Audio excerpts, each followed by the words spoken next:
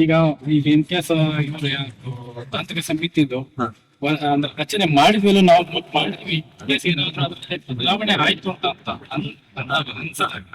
So ಇಲ್ಲಿ ಮಾಡಿದ್ದು best sir. ಇಲಾಖೆಗೆ ಒಂದು ಲೆಟರ್ ಬಂದಿದೆ. ಸರ್ಕಾರ ವಿಧಾನಸಭೆಯಲ್ಲಿ ಘೋಷಣೆ ಆಗಿದೆ. ತಾಂತ್ರಿಕ ಸಮಿತಿಯಲ್ಲಿ ಇಲಾಖೆಯ ನಿವೃತ್ತ ಇಂಜಿನಿಯರ್, ಇಲಾಖೆ ಇಂಜಿನಿಯರ್ ಮತ್ತು ತಾಂತ್ರಿಕ ಸಮಿತಿ ರಚನೆ ಮಾಡಿದ್ದಾರೆ. ಅವರಿಗೆ 15 ದಿನಗಳ ಒಳಗೆ ವರದಿಯನ್ನು ಒಪ್ಪಿಸುವ ಸಮಿತಿ ಸರ್ಕಾರ ಆದೇಶ ಮಾಡಿದೆ. ಅದಕ್ಕೆ ಆದೇಶ ಆಯ್ತು. ಆ ಆದೇಶದ ಮೇರೆಗೆ ನಿಮ್ಮ ಮೇಲಧಿಕಾರಿಗಳ ಸದ್ಯಕ್ಕೆ ಕೆಲಸವನ್ನು ಸ್ಥಗಿತಗೊಳಿಸಿರುವ ಶಬ್ದ ಇತ್ತು ಅಲ್ವಾ? ಅವರು ಆರ್ಡರ್ ಬರಲಿ,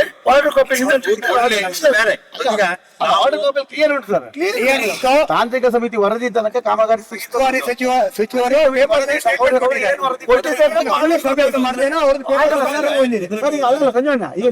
ಬಂತಲ್ಲ. ಯಾಕಂದ್ರೆ ನೀವು ಹೇಳ್ರಿ ಈಗ ಎಲ್ಲ ತಾಂತ್ರಿಕ ಸಮಿತಿ ಬೇಡ ಕೆಲಸ ಮಾಡುದು ಅದು ಕ್ಲಿಯರ್ ಉಂಟು, ಹಾಗೆ ಉಂಟು. ಅದು ಅಲ್ಲದೆ ಅದಕ್ಕೋಸ್ಕರ ನಾನು ಹೇಳುದು, ಅದಕ್ಕೋಸ್ಕರ ಪ್ರಶ್ನೆ ಕೇಳಿದವಾಗ ನಮ್ಮ ಉಸ್ತುವಾರಿ ಸಚಿವರು ಮತ್ತೆ ನೀರಾವರಿ ಮಂತ್ರಿ ಡಿ.ಕೆ. ಶಿವಕುಮಾರ್ ಉತ್ತರ ಕೊಟ್ಟಿರು. ತಾನು ಖುದ್ದಾಗಿ ಸ್ಥಳ ಪರಿಶೀಲನೆ ಮಾಡಿದ್ರು. ಅದು ಆದ್ಮೇಲೆ ಅಷ್ಟೆಲ್ಲ ಉತ್ತರ ತಗೊಂಡ್ರ ಮೇಲೆ ಮೊನ್ನೆ ಕ್ಷೇತ್ರ ಶಾಸಕರು ಪ್ರಶ್ನೆ ಕೇಳಿದ್ರು ಮೊನ್ನೆ ವಿಶೇಷ ಅಧಿವೇಶನ.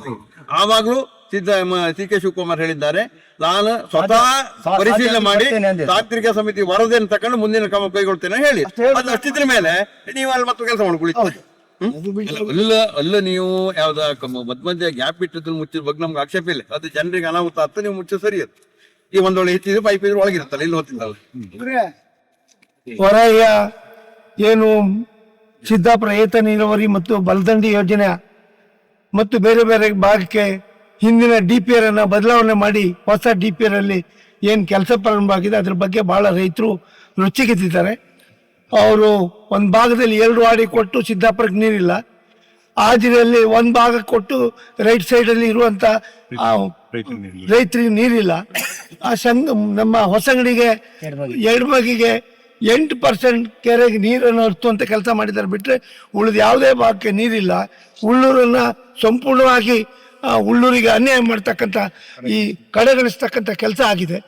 ಅಂಪಾರಿಗೆ ಬಲದಂಡಿ ಯೋಜನೆ ಅನುಷ್ಠಾನ ಮಾಡಲಿಕ್ಕೆ ಆ ಮೂಲ ಯೋಜನೆಯನ್ನ ಕಾರ್ಯಗತ ಮಾಡುವ ಹಂತಕ್ಕೆ ಇಲ್ಲದೆ ಇರುವುದರಿಂದ ನಾವು ಇಲ್ಲಿ ರೈತರ ಪರವಾಗಿ ನಮ್ಮ ಪಕ್ಷದ ಎಲ್ಲ ಮುಖಂಡರುಗಳು, ರೈತ ಸಂಘಟನೆಗಳು ಎಲ್ಲ ಒಟ್ಟಾಗಿ ಇಲ್ಲಿ ಸ್ಥಳ ಪರಿಶೀಲನೆಗೆ ಬಂದಿದ್ದೇವೆ.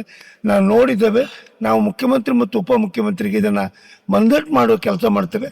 ಆದರೆ ನಾವು 24-25 ಅಂತ ಎಣಿಸ್ಕೊಂಡಿದ್ದೇನೆ.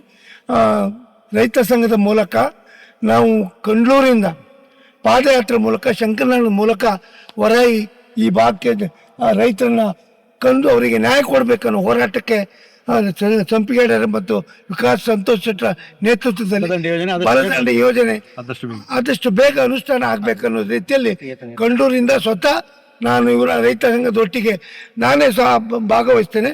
ಪಾದಯಾತ್ರೆ 24ನೇ ತಾರೀಕು ಮಂಗಳವಾರ ಮತ್ತು 25ನೇ ತಾರೀಕು ಇಲ್ಲಿ ಸಂಪಿಗೇಡರ ನೇತೃತ್ವದಲ್ಲಿ ಬಹಳ ದೊಡ್ಡ ರೈತರನ್ನು ಒಟ್ಟಿಗೆ ಸೇರಿಸಿ ಅವರ ಬೇಡಿಕೆಯನ್ನು ಸರ್ಕಾರಕ್ಕೆ ಇಡುವಂಥ ಮುಂಚಿತವಾಗಿ ಬಜೆಟ್ ಆಗುವ ಮುಂಚೆ ನಾವು 26ನೇ ತಾರೀಕಿಗೆ ಮುಖ್ಯಮಂತ್ರಿ ಮತ್ತು ಉಪಮುಖ್ಯಮಂತ್ರಿ ಭೇಟಿಯಾಗಿ ನಾವು ಬಲದಂಡಿ ಯೋಜನೆ ಮತ್ತು ಈ ರೈತರು ಕೈ ಬಿಟ್ಟಂಥ ರೈತರಿಗೆ ನೀರು ಕೊಡಿಸುವಂಥ ಕೆಲಸಕ್ಕೆ ನಾವು ಮುಖ್ಯಮಂತ್ರಿಗಳ ಮಂದಟ್ಟು ಮಾಡೋ ಕೆಲಸ ಮಾಡಲಿಕ್ಕೋಸ್ಕರ ಕಾರ್ಯಕ್ರಮ ಹಮ್ಮಿಕೊಂಡಿದ್ದೆವು. ಆ ಟೆಕ್ನಿಕಲ್ ಟೀಮ್ ಇವತ್ತು ಮುಖ್ಯಮಂತ್ರಿ ಆದೇಶ ಮಾಡಿದ್ದಾರೆ, ಉಪಮುಖ್ಯಮಂತ್ರಿ ಒಪ್ಕೊಂಡಿದ್ದಾರೆ.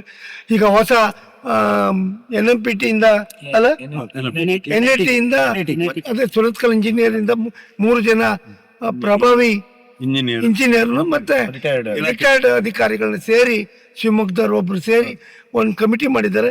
ಅವರು ಪರಿಶೀಲನೆ ಮಾಡಬೇಕು. ನಾವು ಅವರಿಗೆ ಒತ್ತಡ ಮಾಡೋದು ಇಷ್ಟೇ, ರಾತ್ರಿ ಹೊತ್ತು ಬಂದು ನೋಡಿ ಹೋಗೋದಲ್ಲ. ನಮ್ಮ ರೈತರು ಇರುವಂತ ಪರಿಸ್ಥಿತಿ, ರೈತರ ನೋವುಗಳನ್ನು ಅವರು ಅರ್ಥೈಸಿಕೊಂಡು ಈ 600 ಮೀಟರ್ ಕೆಳಗೆ ಮಾಡ್ಬೇಕು ಪಂಪ್ವೆಲ್ ಅಂತ ಏನು ನಾವು 23ನೇ ಇಸ್ವಿಗೆ ನಾವು ಲೆಟರ್ ಕೊಟ್ಟಿದ್ದೇವೆ. ಅದನ್ನ ಗಣನೆ ತಕೊಂಡು ಇದನ್ನು ಅನುಷ್ಠಾನ ಮಾಡಲಿಕ್ಕೆ ಎಲ್ಲ ರೈತರಿಗೆ ನೀರು ಕೊಡ್ಬೇಕನ್ನುವ ನಮ್ಮ ಆಸೆ ಏನಿದೆ ಅದಕ್ಕೆ ಸ್ಪಂದಿಸಬೇಕು. ಕುಡಿಯೋ ನೀರಿಗೂ ತೊಂದರೆ ನೀರು ಕೊಟ್ಟು ನಮ್ಮ ರೈತರಿಗೆ ನೀರು ಕೊಡುವಂತ ವ್ಯವಸ್ಥೆಗೆ ನಾವು ಮಾಡಬೇಕು. ಡ್ಯಾಮ್ ಇಂದ ನೀರು ತೆಗಿಬಾರ್ದು, ಹೊಳೆಯಿಂದನೇ ನೀರು ತೆಗಿಬೇಕನ್ನು ಒತ್ತಾಯ ಮಾಡ್ತೀವಿ. ಯೋಜನೆ ಆಗ್ಬೇಕು.